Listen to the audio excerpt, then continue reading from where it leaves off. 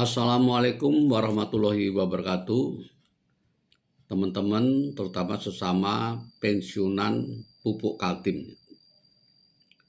Saya ingin menginformasikan lagi masih terkait dengan 11 item temuan OJK. Sedikit mengulang kronologis ya. Jadi 11 item temuan OJK itu oleh KAP dikeluarkan dari aset Dapen, aset lain-lain Dapen.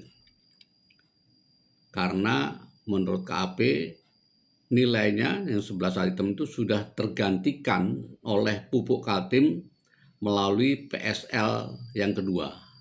Nilainya kalau nggak salah 525 miliar.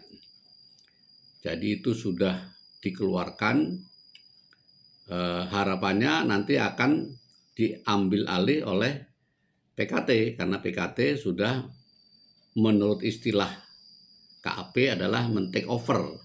Tapi sebetulnya yang terjadi adalah pembayaran PSL, Past Service Liability, yang merupakan kewajiban karena itu dibukukan pada tahun 2015 sebelum berubah program ya. Jadi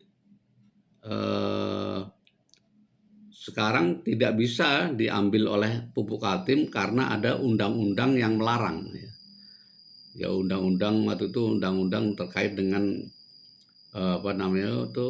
ekonomi nasional ya.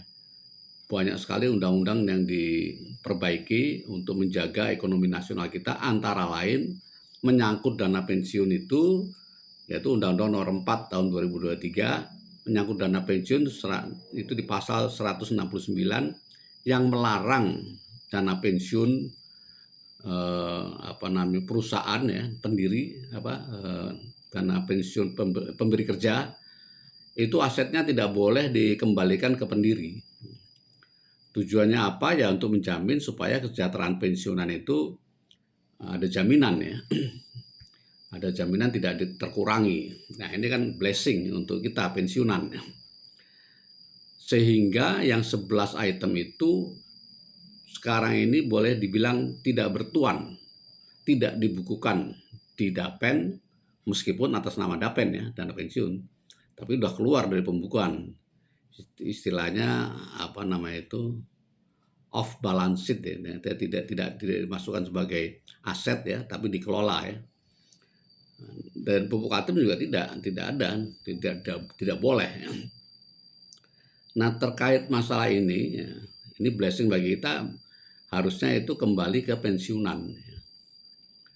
Nah, syukur alhamdulillah saya berdiskusi dengan staf, aset-aset itu dipelihara dengan baik ya.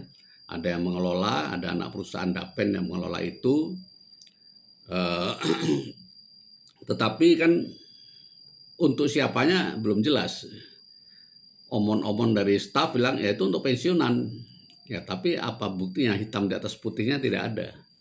Makanya kami ya, teman-teman sekarang ada tim, ada kelompok ya, berapa belas orang yang kita namakan tim peduli aset Dapen ya.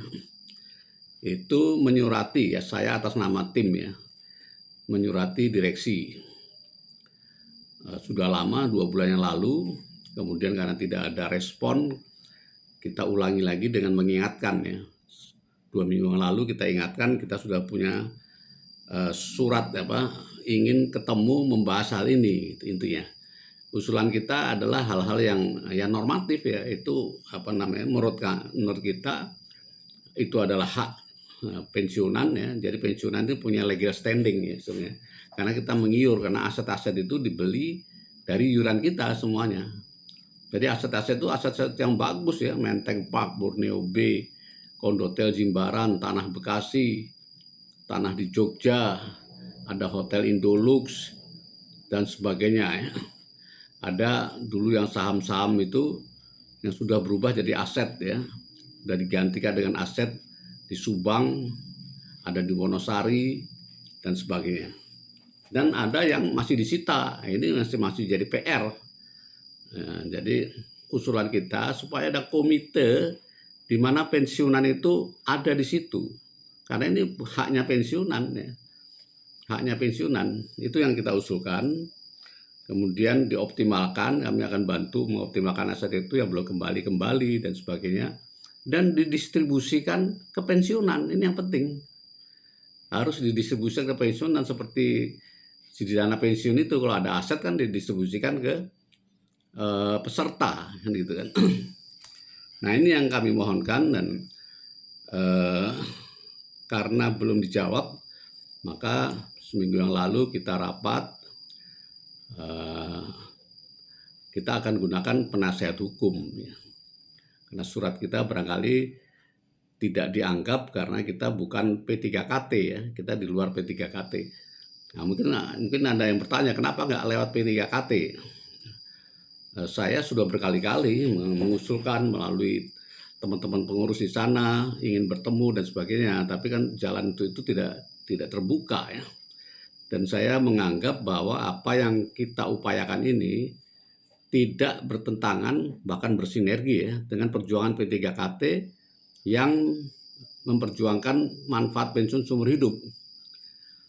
Nah, kalau di sini kita bukan hanya yang kena jiwasraya, ini adalah hak seluruh peserta, termasuk yang aktif. Itu punya hak terhadap aset-aset ini. Itu yang ingin kita bahas dan bagaimana pendistribusiannya. Itu. Jadi kembali lagi, saya hitung-hitung terkait 11 item itu saya mewakili teman-teman yang peduli, itu sudah ada 6 kali bikin surat ya. Tadi tidak pernah direspon. Sepertinya ada yang berupaya untuk menghalangi ya. Menghasut pendiri barangkali ya, nggak penting lah itu bukan siapa-siapa. Itu kan orang lain, orang yang haknya sudah diberikan, dia nggak punya hak lagi. Padahal salah ya, kita masih punya hak, kita punya legal standing. Itu aset-aset itu dari iuran kita ya. Nah ini yang perlu kita sadarkan ya. Kemudian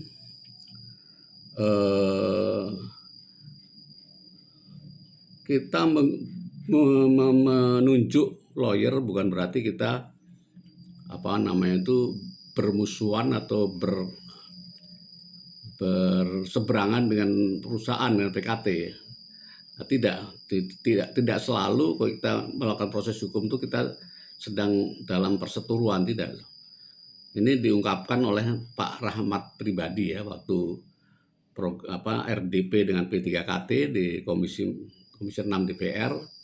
Pak Rahmat pribadi itu bilang ya kalau memang itu ya tuntut aja PKT. Menuntut itu bukan berarti bermusuhan ya. Karena pupuk Kaltim perlu legal ini ada putusan ya. Pupuk Kaltim itu sangat ingin membantu gitu. Tapi kalau tidak ada legal yang bisa mendasarinya ya susah ya. Karena ini ada uang negara yang dialokasikan kalau memang diambil dari keuntungan perusahaan kan. Sehingga legalnya harus kuat, dan legal itu bisa diperoleh dari keputusan pengadilan. Jadi kita ke pengadilan itu tidak harus selalu berseteru, tapi yuk kita sama-sama ada pandangan seperti ini, ada pandangan seperti ini.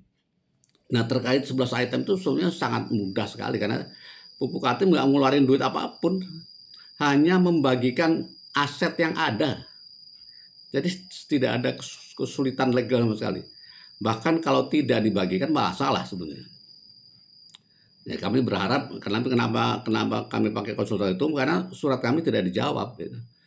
Tidak ada respon. Nah, ini hanya membreakthrough itu ya, membreakthrough supaya ada respon. Mudah-mudahan bisa ketemu dan tidak perlu ada urusan macam-macam, langsung diselesaikan itu. Artinya keinginan usulan kita yang sebetulnya sangat mudah, sangat normatif ya, dan tidak menyebabkan PKT mengeluarkan duit sama sekali, tidak. Itu aset yang ada aja dibagikan sudah.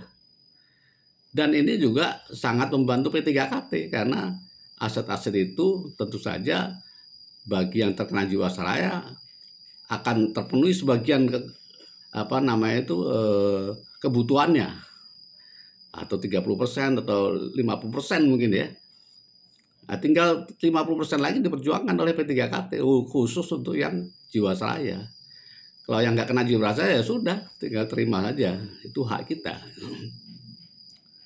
Jadi begitu. Kemudian ya mudah-mudahan upaya kita dengan menunjuk penasihat hukum, ya,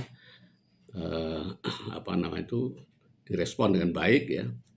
Nah, saya juga menghimbau teman-teman untuk sementara ini kan masih terbatas. Ini saya buka saja bagi teman-teman yang ingin berpartisipasi membantu kami, ya.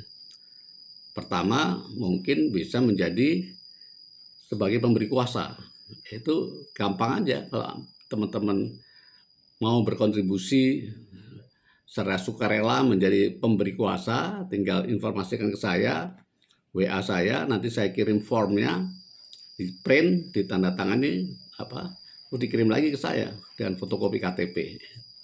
Selesai. Teman-teman nggak harus ngapa-ngapain, nggak. Itu hanya dukungan kepada penasihat hukum. Atau yang kedua, sebagai pendukung aja lah, nggak usah sebagai pemberi kuasa. Itu juga lumayan supaya nanti masukkan dalam list. Jadi nanti lawyer kita, ini loh, peserta yang mendukung upaya ini ada sekian orang. Cukup KTP saja dikirim ke saya. Atau yang lain, teman-teman bisa juga berpartisipasi dengan mendonasi, ya. 10.000, 20.000, serelanya. Karena ini barangkali kan lawyer juga perlu operasional, gitu. Lawyernya lawyer yang baik, yang ngerti masalah, ya, yang mengawal saya sejak awal. Jadi tidak perlu dibayar atau bisa dipikirkan kemudian lah, gitu, kalau sudah berhasil. Jadi begitu, kami menghimbau ada partisipasi dari teman-teman untuk upaya yang baik ini. Yang baik, mohon doanya, mudah-mudahan upaya ini membuahkan hasil bagi kita semua. Jadi sekali lagi, aset-aset ini adalah milik peserta, baik peserta yang masih aktif, yang belum pensiun, yang sudah pensiun dan terkena jiwasraya, maupun yang sudah pensiun tidak terkena jiwasraya. Bisa harusnya didistribusikan sesuai dengan kontribusinya. Ya, saya siap dengan usulan-usulan yang lebih teknis, ya, nanti kalau diperlukan bisa bertemu sama manajemen PKT. Saya kira begitu teman-teman, mohon dukungannya. Terima kasih. Assalamualaikum warahmatullahi wabarakatuh.